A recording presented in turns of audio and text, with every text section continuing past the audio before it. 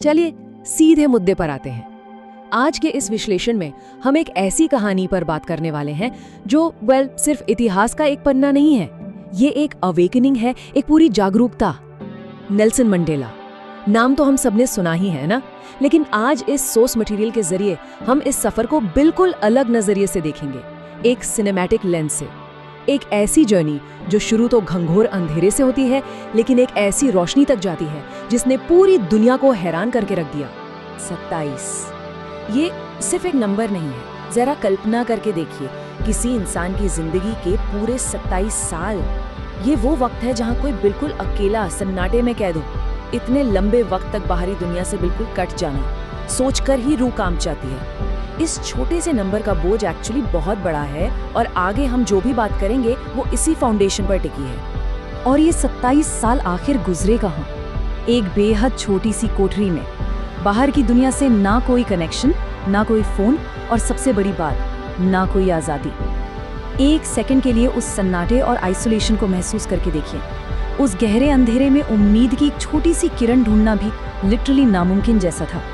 एक ऐसी जगह जहां किसी का वजूद सिर्फ और सिर्फ उसके दिमाग के अंदर सिमट कर रह जाए। तो अब यहाँ एक बड़ा सवाल उठता है, जब कोई इंसान इतने सालों तक ऐसी हालत में रहे, तो क्या वो बाहर आकर बदला लेने की आग में जलता है, या फिर एक पूरे देश को एकजुट करने का इरादा रखता है? ये ना इस पूरे विश्लेषण का सबसे बड़ा टर्निंग पॉइंट है, क्योंकि नॉर्मल ह्यूमन साइकोलॉजी तो यही कहेगी कि इतने जुल्म के बाद नफरत ही पैदा होगी।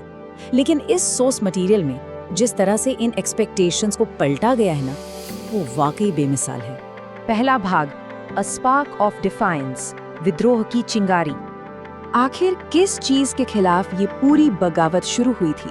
अपार्थाइड, एक ऐसा जालिम सिस्टम जहां सिर्फ और सिर्फ चमड़ी के रंग पर एक इंसान की औकात और कीमत तय की जाती थी।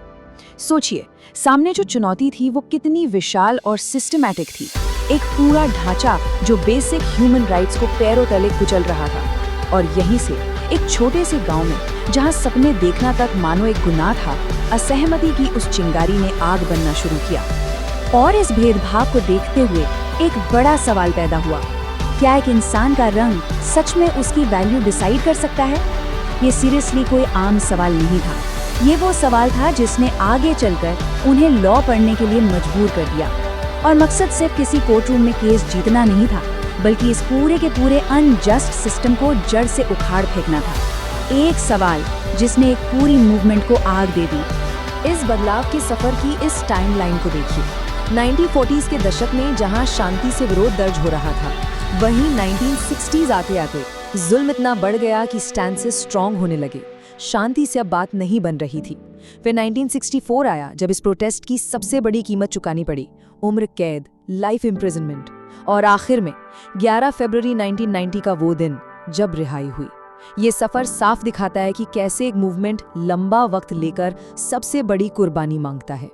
दूसरा भाग, 27 years in darkness, जेल की वो कोठरी और अकेलेपन का लंबा वक्त। और यहीं से एक बेहद डीप सवाल निकल कर आता है, क्या एक इंसान इतने दर्द, इतने टॉर्चर और अकेलेपन के बाद अंदर से पूरी तरह टूट जाता है, या वो पहले से भी कहीं ज्यादा मजबूत बनकर निकलता है? ये सिर्फ हिस्ट्री का सवाल नहीं है, ये हमारी अपनी साइकोलॉजी और मेंटल स्ट्रेंथ से जुड़ा बहुत ही गहरा मुद्दा है। देखिए, अकेलेपन और दुख में ना दिमाग हमेशा दो रास्तों में से एक चुनता है। पहला रास्ता है टूट जाना, यानी वीकनेस, और दूसरा रास्ता है उस सिचुएशन को अपना ट्रेनिंग ग्राउंड बना लेना, यानी डिसिप्लिन और स्ट्रेंथ। सोर्स हमें बताता है कि उन्होंने डेलिबरेटली अपनी उस कोठरी को कमजोरी की वजह नहीं बनने दिया, बल्कि उसे अपना मेंटल ट्रेनिंग ग्राउंड बना लिया, ताकि लड़ाई बाहर नहीं, दिमाग के अंदर जीती जा सके। तो उस ट्रेनिंग ग्राउंड में आखिर सिखाया क्या गया? गुस्से पर पूरा कंट्रोल, नफरत में अनुशासन, और धैर्य को अपनी सबसे बड़ी ताकत बनाना। ये तीनों बातें ना बोलने में तो बहुत आसान लगती हैं, पर इन्हें उस अंधेरे में अकेले जीना, लिटरली इस पर मास्टर करना बेहद मुश्किल है। यही वो नियम थे जिन्होंने उनके कोर मिशन को इतने अंधेरे में भी टूटने से बचा लिया। आज़ादी सिर्फ जेल से बाहर निकलना नहीं होती, आज़ादी सोच से शुरू होती है। वाओ, ये कितनी प्रोफाउंड फिलॉसफी है। जब कंप्लीटली फिजिकल जंजीरों में जकड़ा हुआ एक इंसान ये समझ ले कि उसका दिमाग और उसकी सोच अभी भी आज़ाद है, तब ये समझ लीजिए कि उसकी आज़ादी दुनिया की कोई ताकत नहीं छीन सकती। तीसरा भाग, फ्रीडम एंड फॉरगिवनेस, आज़ादी, माफ़ी और एक नया सवेरा। 11 फरवरी 1990 को जब आखिरकार उस जेल के दरवाजे खुले तो दुनिया को क्या लग रहा था? सबको यही उम्मीद थी कि इतने सालों का गुस्सा अब ज्वालामुखी बनकर फूटेगा, हिंसा होगी, बदला लिया जाएगा, राइट? लेकिन उसके बदले जो रास्ता असल में चुना गया वो था शांति, एकता और माफी का रास्ता। जबकि पूरी दुनिया तबाही एक्सपेक्ट कर रही थी, उन्होंने शांति को चुना। ये एक ऐसा मोमेंट था जिसने आम इंसानी फितरत को पूरी तरह से झुठला कर रख दिया। और जरा देखिए इस शांति और माफी का नतीजा क्या निकला।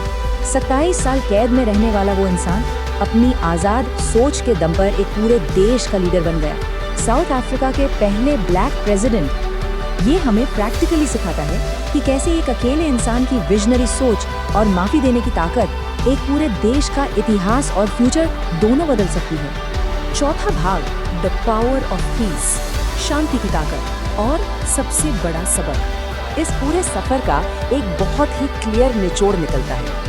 दर्द या तो एक इंसान को तोड़ सकता है या फिर उसे पहले से कहीं बेहतर बना सकता है।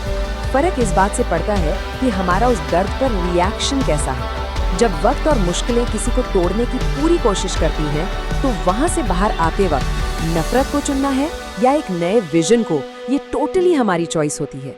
और इसी एक चॉइस ने सदियों के लिए शांति का एक नया मतलब डिफाइन कर दिया। तो इस आखिरी और बेहद गहरे सवाल के साथ हम आज के इस विश्लेषण को समाप्त करते हैं।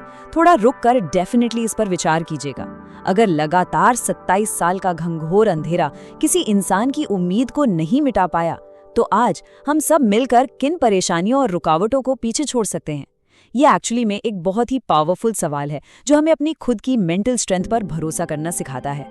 हमेशा याद रखिए, बाहर चाहे कितना भी अंधेरा क्यों ना हो, सही चुनाव करने की आज़ादी हमेशा हमारे दिमाग के अंदर मौजूद रहती है।